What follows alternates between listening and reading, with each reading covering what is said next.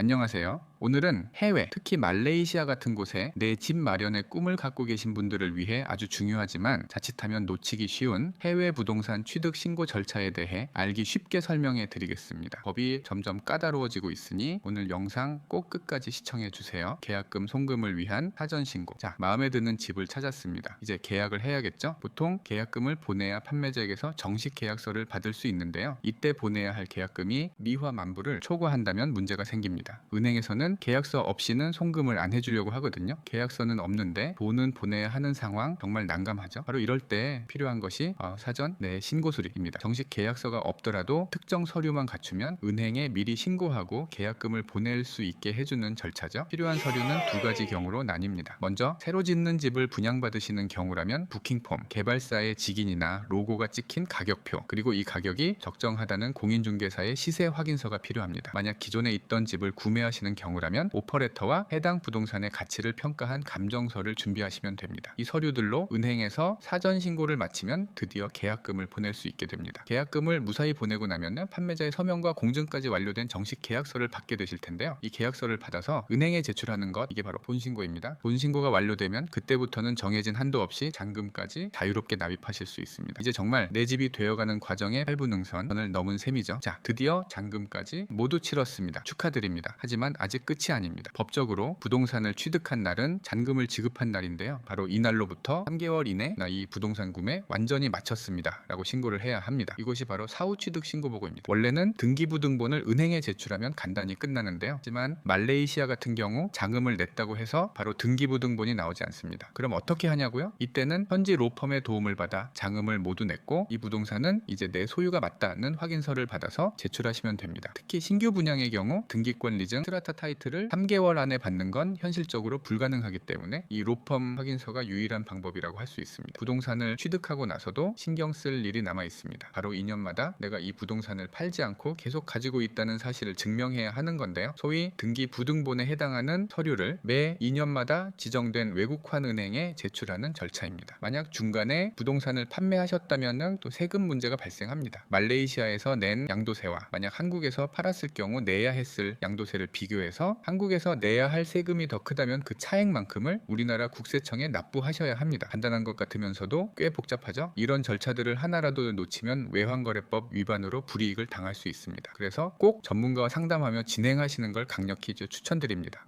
그리고 한 가지 주의사항이 있습니다. 공식적으로 해외 이민을 준비하시는 분은 첫 단계였던 사전 신고가 면제되는데요. 흔히 준영주권으로 불리는 MM2H 비자의 경우 아직 이 예외 대상에 포함되는지 정부의 명확한 해석이 나오지 않은 상태입니다. 그러니 MM2H 비자를 소지하신 분들은 더욱 주의가 필요합니다. 해외 투자에 대한 법령은 갈수록 엄격해지고 있습니다. 오늘 알려드린 내용 꼭 숙지하셔서 법규를 위반하여 불이익을 당하시는 일 없이 성공적인 해외 부동산 투자를 하시길 바랍니다.